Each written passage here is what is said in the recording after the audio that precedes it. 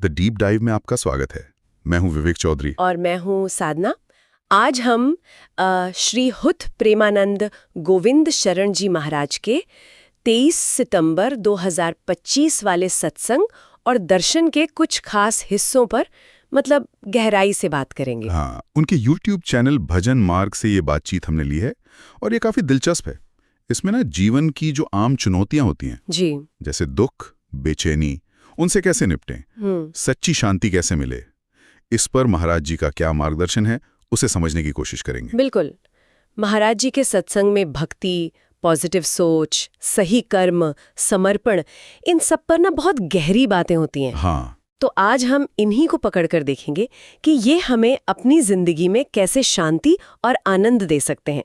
तो चले शुरू करते हैं। हाँ बिल्कुल। तो सबसे पहले वो जो एक बहुत ही आम एहसास है, दुख। सत्संग में एक भक्त ने कहा भी, प्रभु जी बहुत दुखी हूँ। हाँ, कहा था। ऐसा लगता है दुनिया में मुझसे ज्यादा दुखी कोई नहीं। इस पर महाराज जी का क्या जवाब था? वो दुख के जड़ पे ही चोट करता है ना। हाँ। उनका जवाब बहुत सीधा और गहरा था। हम्म। पहले तो उन्होंने माना कि हाँ, वो खुद सुखी हैं, आनंद में है जी। लेकिन फिर बताया कि उस सुख का सोर्स क्या है। कहा कि सुख दुख का सारा खेल मन का है। उनका अपना मन श्री जी यानी राधा रानी के चरणों में लगा रहता है। अच्छा। और श्री जी तो खुद ही आनंद, परमानंद, प्रेमानंद का स्वरूप है। तो जब मन आनंद के सोर्स से जुड़ा है तो आनंद तो आएगा ही। और इसके उलट जब मन संसार में लगा रहता है तब तो दुख पक्का है, क्योंकि शास्त्र भी तो संसार को दुखालयम कहते हैं। हाँ, दुखों का घर। बिल्कुल। यहाँ परमानेंट सुख मिल ही नहीं सकता। तो महाराज जी का फॉर्मूला एकदम साफ है। मन अगर दुख के घर यानी संसार में रहेगा तो भाई दुख ही मिलेगा। तो फिर इस दुखालयम से निकलें कैसे? अगर मन ही चाबी है तो ताला कहाँ लगाएं? मतलब मन को लगाएं कहाँ? उसे लगाना है सुखालयम में यानी भगवान में। महाराज जी कहते हैं भगवान का भजन, उनका नाम लेना, यही वो तरीका है जिससे मन संसार से हटता है और भगवान में टिकता है। अच्छा। और जब मन भगवान में लगता है ना तो सारे सुख दुनिया के भी और पारलौकिक भी वो अपने आप आने लगते हैं। उन्होंने मछली का बड़ा सही उदाहरण दिया था। हाँ, वो उदाहरण तो बिल्कुल फिट बैठता है। जैसे मछली अथाह पानी में मतलब भगवान की शरण वाले सागर में मजे से रहती है, कोई डर नहीं। लेकिन वही मछली अगर थोड़े से पानी में हो तो उसे हमेशा डर लगा रहता है, कहीं सूख न जाऊं, मर न जाऊं, है ना। बिल्कुल। वैसे ही जब हम भगवान की शरण में होते हैं तो बड़े से बड़ा दुख भी हमें हिला नहीं पाता। हम उसे भी प्रभु की मर्जी समझ लेते हैं और भगवान से दूर होने पर छोटा सा सुख भी बाद में दुख या डर का कारण बन जाता है। ये तो बहुत पते की बात है कि हमारा अनुभव बाहर क्या हो रहा है उससे ज्यादा इस पर निर्भर करता है कि हमारा मन कहाँ लगा है। हाँ, इसी से जुड़ा एक और पॉइंट महाराज जी ने उठाया था, पॉजिटिव और नेगेटिव सोच का। हाँ बिल्कुल जुड़ा है। पॉजिटिव सोच जो कहाँ से आती है? भगवान के भजन से, अच्छे शास्त्र पढ़ने से, संतों के साथ रहने से, दूसरों की भलाई करने से, तीर्थ जाने से, दान पुण्य से। जी। इन सब कामों से दिल साफ होता है और जिसका दिल साफ है वो मुश्किल हालातों में भी, दुख में भी कुछ ना कुछ अच्छा ढूंढ ही लेता है, उसमें भी भगवान की कोई मर्जी देख लेता है। और जो नेगेटिव सोचता है वो तो बिल्कुल उल्टा। उसके पास सब कुछ हो तब भी वो परेशान रहेगा, कहीं ऐसा ना हो जाए, कहीं वो ना हो जाए, इसी चिंता में लगा रहेगा। मतलब सुख में भी दुख। और सबसे बड़ी बात महाराज जी ने कही कि ये सोच बदलना, नेगेटिव से पॉजिटिव पर आना, ये हमें खुद करना पड़ेगा। कोई बाहर से नहीं दे सकता। ये अंदर की मेहनत है। तो ये तो साफ है कि दुख का बड़ा कारण है भगवान से दूरी और मन का संसार में उलझना। अब सवाल है कि ये कनेक्शन मजबूत कैसे हो, भगवान के करीब कैसे आएं? महाराज जी ने किन चीजों पर ज्यादा जोर दिया? उन्होंने 2 चीजों पर खास जोर दिया। एक तो नाम जप, मतलब भगवान के नाम का लगातार हर समय जाप, और दूसरा समर्पण, यानी खुद को, अपने मैं को भगवान के हवाले कर देना। अच्छा। और इसके साथ ही उन्होंने कृपा और साधना के बीच का जो गहरा रिश्ता है वो भी समझाया। कृपा और साधना का रिश्ता, ये थोड़ा और खोलेंगे। मतलब पहले कृपा होती है या पहले साधना करनी पड़ती है? महाराज जी कहते हैं कि ये दोनों एक दूसरे से जुड़े हैं, गुंथे हुए हैं। बिना भगवान की कृपा के सच्ची साधना हो ही नहीं सकती, मन लगता ही नहीं। और जब कृपा से साधना होने लगती है, नाम जप होने लगता है, तभी हमें उस कृपा का एहसास होता है, उसकी गहराई पता चलती है। अच्छा। जो उसकी साधना ठीक चल रही है और वही फिर भगवान का अनुभव उनका साक्षात्कार कर सकता है। असल में साधना का हो पाना ही भगवान की कृपा का सबूत है। ये समझना बहुत जरूरी है कि कृपा और कोशिश दोनों साथ साथ चलते हैं। अच्छा, इसी सिलसिले में एक भक्त ने अपने अतीत को लेकर एक बड़ा प्रैक्टिकल सवाल पूछा था जो शायद बहुत से लोगों के मन में आता होगा। हाँ, क्या था वो? उसने कहा कि उसके पुराने रजिस्टर में, मतलब पिछले कर्मों के खाते में, व्यभिचार, चापलूसी, झूठ, ये सब बुरे काम दर्ज हैं। तो अब वो नया साफ सुथरा खाता कैसे खोले? हाँ, ये चिंता तो बहुतों की होती है। महाराज जी का जवाब भी उतना ही सीधा और प्रैक्टिकल था।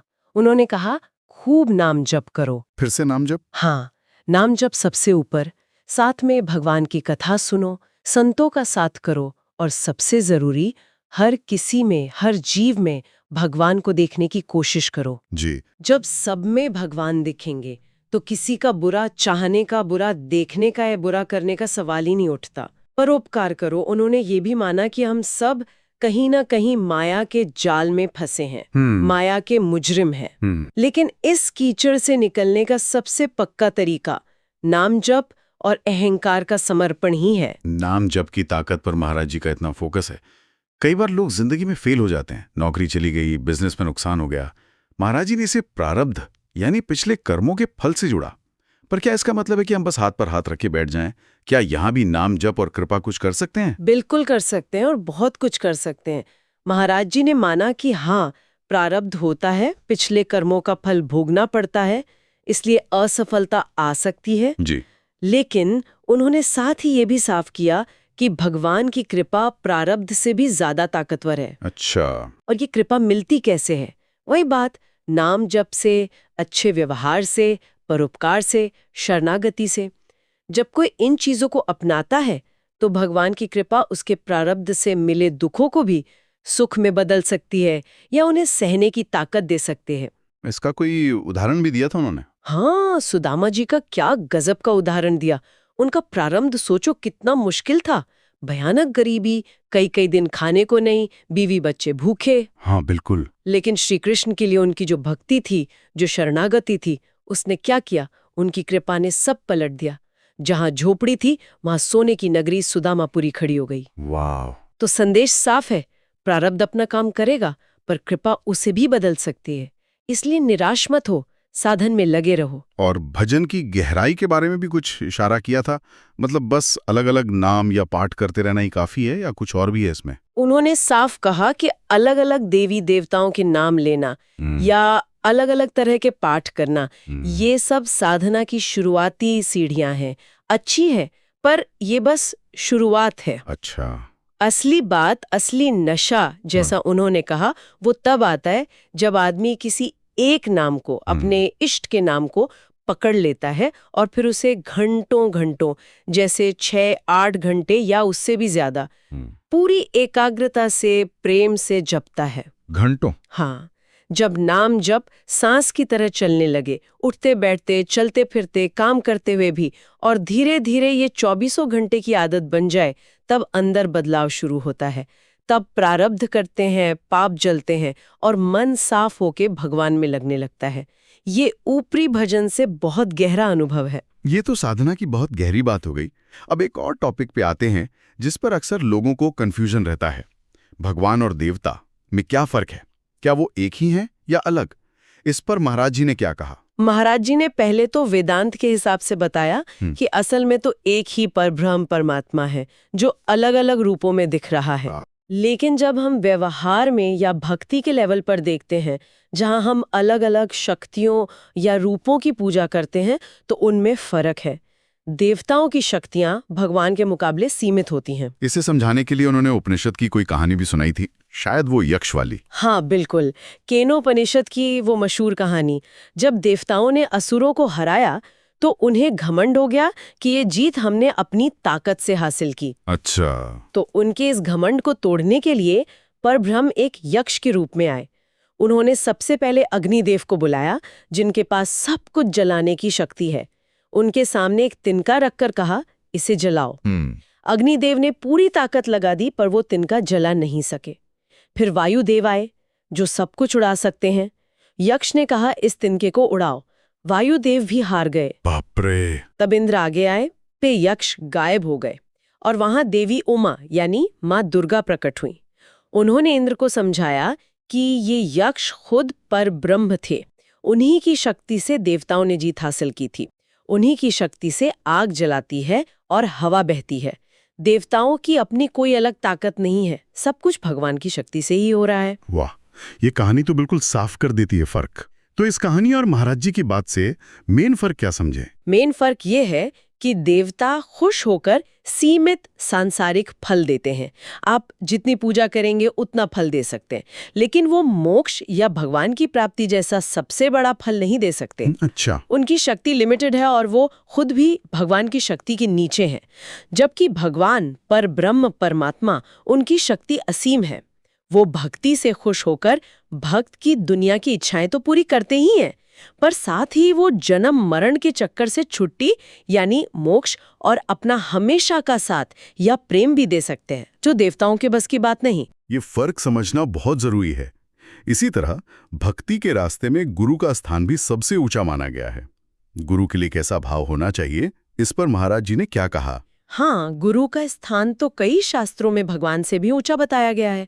महाराज जी ने शास्त्र का वचन गुरु साक्षात परम ब्रह्म का जिक्र करते हुए कहा कि साधक को अपने गुरु में साक्षात परम ब्रह्म या अपने इष्ट देव का ही रूप देखना चाहिए। गुरु के लिए ऐसी पक्की श्रद्धा और विश्वास ही कल्याण का रास्ता खोलता है। गुरु का दिया हुआ मंत्र, या अगर मंत्र नहीं भी लिया हो तो बस गुरु का ध्यान, उनकी मूरत का ध्यान ही काफी है। उन्होंने वो मशहूर श्लोक भी बोला, ध्यान मूलम गुरु मूर्ति, पूजा मूलम गुरु पदम, मंत्र मूलम गुरु वाक्यम, मोक्ष मूलम गुरु कृपा। हाँ, ये सुना है। मतलब गुरु की मूर्ति ध्यान का आधार है, गुरु के चरण पूजा का आधार है, गुरु का वचन मंत्र का आधार है और गुरु की कृपा ही मोक्ष का आधार है। लेकिन अगर किसी ने फॉर्मल दीक्षा लेकर गुरु मंत्र न लिया हो, जैसे सत्संग में किसी ने पूछा था कि उसने महाराज जी को ही गुरु माना है पर विधिवत मंत्र नहीं लिया, तो वो क्या करे? उसका जवाब महाराज जी ने बड़े प्यार और सरलता से दिया। उन्होंने कहा कि अगर तुम मुझे गुरु मानते हो और राधा राधा नाम जप रहे हो तो समझो यही तुम्हारा गुरु मंत्र है। अच्छा। क्योंकि राधा नाम ही मेरा प्राण, मेरा जीवन, मेरा सब कुछ है, तो राधा नाम के जरिए तुम मुझसे जुड़े ही हुए हो। उन्होंने ये भी साफ किया कि कृष्ण नाम जपना भी उतना ही अच्छा है, क्योंकि राधा और कृष्ण असल में एक ही हैं, तो नाम में श्रद्धा होनी चाहिए। ये तो बहुत राहत देने वाली बात है। पर कभी-कभी ऐसा भी होता है कि गुरु की कोई बात या उनका कोई आदेश साधक को समझ नहीं आता, लॉजिक के खिलाफ लगता है या मुश्किल लगता है। उस सिचुएशन में साधक का क्या टेस्ट होता है? इस पर महाराज जी ने एक बहुत गहरी बात कही। उन्होंने कहा कि ये बहुत रेयर सिचुएशन होती है जब कोई शिष्य गुरु की ऊपर से मुश्किल दिखने वाली बात या आदेश में भी अपने लिए भलाई देख सके। हाँ, ये तो मुश्किल है। गुरु के आदेश कभी-कभी तर्क और बुद्धि से परे हो सकते हैं और वहीं शिष्य के समर्पण का असली इम्तिहान होता है। उन्होंने 2 बड़े दमदार उदाहरण दिए। कौन से? एक समर्थ गुरु रामदास जी का छत्रपति शिवाजी महाराज जी से कहना कि जाओ जंगल में बिना हथियार, बिना गार्ड के सोने के बर्तन में शेरनी का दूध लेकर आओ। ये तो सीधे सीधे मौत के मुंह में जाना था। हाँ, बिल्कुल। दूसरा, गुरु रामानंदाचार्य जी का अपने शिष्यों से कहना कि कुएं के ठीक ऊपर जो पेड़ की डाली है उसे काटो। अब जो भी उस डाली को काटता उसका कुएं में गिरना तो तय था। ये आदेश तो आम बुद्धि से आत्मघाती लगते हैं। तो फिर इनका मतलब क्या था? मतलब था शिष्य का गुरु पर अटूट विश्वास और समर्पण पर रखना। शिवाजी महाराज गए और उन्हें शेरनी माँ के रूप में मिली जिसने खुद दूध दिया। रामानंदाचार्य जी का वो शिष्य जिसने बिना सवाल किए आदेश माना और डाली काटकर कुएं में गिरा, उसे खुद भगवान के पार्षदों ने साकेत धाम पहुंचा दिया। अरे वाह! तो संदेश ये है कि गुरु में साक्षात भगवान मानकर, उनके हर आदेश में अपना भला समझकर पूरा सरेंडर कर देने से ही परम गति मिलती है।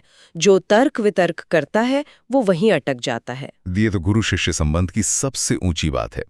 ये तो हुई साधना, भक्ति और विश्वास की गहरी बातें। अब थोड़ा प्रैक्टिकल लाइफ की तरफ आते हैं। आजकल का जो माहौल है, समाज में टेंशन, असुरक्षा का भाव, क्राइम, इसे देखते हुए एक गृहस्थ साधक को क्या करना चाहिए? क्या उसे सेल्फ डिफेंस सीखने सिखाने पर फोकस करना चाहिए? महाराज जी का नजरिया यहाँ भी पूरी तरह भगवान पर निर्भर रहने का था। उन्होंने कहा कि असली रक्षा करने वाले तो खुद भगवान हैं। हम अपनी रक्षा कितनी कर सकते हैं भला? सही बात है। 1 सेकंड में हार्ट फेल हो जाए, कोई एक्सीडेंट हो जाए, तो हमारे सीखे हुए दांव पेच क्या करेंगे? इसलिए बच्चों को कराटे या मार्शल आर्ट सिखाने से कहीं ज्यादा जरूरी है उन्हें भगवान का नाम जपना सिखाना, पूजा पाठ की आदत डालना, अच्छे संस्कार देना और संतों महात्माओं और भगवान में श्रद्धा रखना सिखाना। यही उनका असली कवच बनेगा। और वैराग्य को लेकर भी एक कन्फ्यूजन रहता है। मन चाहता है कि दुनिया से डिटैचमेंट हो, पर परिवार का मोह, जिम्मेदारियां छोड़ नहीं पाते। इस पर क्या गाइडेंस है? महाराज जी ने यहाँ बहुत बैलेंस्ड और प्रैक्टिकल बात कही। उन्होंने कहा कि वैराग्य का मतलब घर-बार छोड़कर जंगल भाग जाना नहीं है। आज के जमाने में ये ना तो सबके लिए पॉसिबल है और न ही सेफ। असली वैराग्य तो मन से होना चाहिए, बुरे कामों से, बुरी आदतों से, दुनिया की नश्वरता को समझते हुए। अटैचमेंट से वैराग्य भागना कहीं नहीं है, बल्कि अपने तयशुदा काम, अपनी पारिवारिक और सामाजिक जिम्मेदारियां पूरी ईमानदारी और धर्म के साथ निभानी है जी। और साथ साथ लगातार भगवान का नाम जप और सुमिरन करते रहना है। गृहस्थ आश्रम में रहकर ही कमल के फूल की तरह दुनिया में रहते हुए भी उससे अलग रहने की कोशिश करना, यही आज के युग का सबसे अच्छा वैराग्य है। आपने धर्म से कर्म करने की बात कही। मुझे याद है महाराज जी ने कमाई के तरीके पर, यानी रोजी रोटी कैसे कमाए, इस पर बहुत जोर दिया था। हाँ, बहुत ज्यादा। ये उनके सत्संग का एक मेन पॉइंट रहता है। उन्होंने पूरी दृढ़ता से कहा कि कमाई हमेशा धर्म के रास्ते से ही होनी चाहिए, भले ही उसके लिए सूखी रोटी और नमक ही क्यों न खाना पड़े। अधर्म की कमाई, जैसे झूठ बोलकर, धोखा देकर, रिश्वत लेकर, मिलावट करके, बेईमानी से कमाया हुआ पैसा, वो भले ही शुरू में चमक दमक दिखाए, गाड़ी बंगला दिला दे, पर उसका आखिर में अंजाम बहुत बुरा होता है। कैसा? वो पैसा घर में अशांति लाता है, बीमारियां लाता है, परिवार वालों की बुद्धि खराब करता है और आखिर में पूरे कुल का नाश कर देता है। उन्होंने कहा कि सच बोलना, धर्म पर चलना मुश्किल हो सकता है, पर नामुमकिन नहीं है। धर्म की कमाई दिए की तरह होती है, जो धीमी रोशनी जरूर देती है, पर टिकती है, पीढ़ियों तक उजाला करती है। जबकि अधर्म की कमाई हैलोजन बल्ब की तरह तेज चमक कर फ्यूज हो जाती है। लेकिन अगर कोई दूसरा हमारे साथ अधर्म करे, चीटिंग करे, तब हमें क्या करना चाहिए? क्या टिट फॉर टैट वाला हिसाब अपनाना चाहिए? दूसरा भले ही अधर्म कर रहा हो, हमें अपना धर्म नहीं छोड़ना चाहिए। हमारा धर्म क्या है? माफ करना, सच बोलना। अच्छा। तो हमें उस आदमी को नरमी से पर मजबूती से सच बताना चाहिए कि देखो, तुम ये गलत कर रहे हो, ये अधर्म है और इसका फल तुम्हें जरूर मिलेगा। लेकिन उसे ये कहकर अपनी तरफ से उसे माफ कर देना चाहिए। बदला लेने की भावना या उसी की तरह धोखाधड़ी करने से हम भी उसी लेवल पर गिर जाते हैं। अपने धर्म पर टिके रहना ही हमारी जीत है। ये सिद्धांत अपनाने में मुश्किल है, पर शायद यही आध्यात्मिक तरक्की का रास्ता है। अच्छा, परिवार के अंदर खासकर बच्चों की परवरिश को लेकर उन्हें सही रास्ते पर लाने के लिए महाराज जी ने क्या सुझाव दिए? उन्होंने माँ बाप को बड़ी प्यारी सलाह दी। कहा कि बच्चों से, खासकर जब वो टीनेज में हो, तो ब्रह्मचर्य के फायदे या सही गलत व्यवहार जैसी सेंसिटिव बातों पर एक दोस्त की तरह बात करें। दोस्त की तरह? हाँ, डांट डपट या ऑर्डर देने के बजाय प्यार से समझाएं। और सबसे जरूरी है बचपन से ही उनमें अच्छे आध्यात्मिक संस्कार डालना, जैसे उन्हें साथ बिठाकर नाम जप करवाना, बड़ों के पैर छूना सिखाना, पूजा पाठ में शामिल करना। माँ बाप का बच्चों के साथ इतना खुला और कंफर्टेबल रिश्ता होना चाहिए कि बच्चे अपनी कोई भी प्रॉब्लम या गलती बिना डरे उनसे शेयर कर सकें। इसी से जुड़ा एक बड़ा इमोशनल किस्सा भी आया था सत्संग में, जहां एक माँ ने बताया कि जब उनका बच्चा कहना नहीं मानता तो वो गुस्से में खुद को ही बेलन से या हाथ से मार लेती हैं। इस पर महाराज जी की क्या प्रतिक्रिया थी? हाँ, वो सुनकर तो मन बड़ा दुखी हुआ था। महाराज जी ने माँ को समझाया कि उनका ये तरीका बिल्कुल गलत है। खुद को तकलीफ देना कहीं से भी ठीक नहीं है, इससे बच्चे पर भी बुरा असर पड़ता है। जी। उन्हें बच्चे को प्यार से समझाना चाहिए और अगर बच्चा फिर भी ना माने तो खुद को पीटने के बजाय उन्हें भगवान से प्रार्थना करनी चाहिए। खूब नाम जप करके उसकी शक्ति, उसकी एनर्जी बच्चे को देनी चाहिए ताकि उसकी बुद्धि साफ हो और वो सही रास्ते पर आए। और बच्चे के लिए क्या संदेश था? बच्चे को भी उन्होंने समझाया कि माँ की बात माननी चाहिए, क्योंकि माँ कभी बच्चे का बुरा नहीं चाहती, वो हमेशा उसका भला ही सोचती है। माँ का आदर करना, उनकी इज्जत रखना बच्चे का सबसे बड़ा फर्ज है। उन्होंने उस बच्चे से सीधे अपील भी की कि बेटा माँ के चरण छुआ करो, उनकी बात माना करो, उन्हें दुखी मत करो। ये सुनकर वो बच्चा भी इमोशनल हो गया और उसने कहा कि जब माँ खुद को मारती है तो उसे बहुत दर्द होता है। ये आपसी प्यार, समझ और सम्मान की जरूरत को दिखाता है। तो अगर हम श्रीहित प्रेमानंद जी महाराज के इस पूरे सत्संग का निचोड़ देखें तो यही निकलता है कि जीवन के जो दुख और अशांति हैं, जिनसे बचना मुश्किल है, उनसे मुक्ति का एकमात्र हाईवे भगवान में पक्की श्रद्धा, उनके नाम का लगातार जप, पूरा समर्पण, अपने सारे काम धर्म के अनुसार करना और गुरु में साक्षात भगवान का भाव रखना है। बिल्कुल। पॉजिटिव सोच और सही कामों से हम न सिर्फ अपना आज सुधार सकते हैं, बल्कि प्रारब्ध के असर को भी कम कर सकते हैं और भगवान की कृपा का अनुभव कर सकते हैं। और जैसा कि महाराज जी ने आखिर में कहा, परम शांति की अवस्था वही है जब हम पूरी तरह इच्छा रहित हो जाते हैं। मन, बुद्धि, चित्त, अहंकार सब कुछ परमात्मा में मिल जाता है। वही सच्ची आजादी है। हाँ, वही जीवन का असली मकसद है। तो इसी सोच के साथ हम आज के श्रोताओं के लिए एक छोटा सा एक्सपेरिमेंट छोड़ जाते हैं। क्यों ना आज या अगले 24 घंटों में अपनी किसी एक छोटी सी, बहुत मामूली सी इच्छा को, चाहे वो कुछ खाने की हो, कुछ खरीदने की हो, कहीं जाने की हो, होशपूर्वक जानबूझकर छोड़ने की कोशिश करें। एक प्रयोग की तरह। हाँ, सिर्फ ये देखने के लिए कि क्या इच्छा के इस छोटे से त्याग से अंदर शांति की कोई लहर उठती है, क्या उस परम विश्राम की एक हल्की सी झलक मिलती है। राधे राधे। अगले वार्तालाप तक राधे राधे।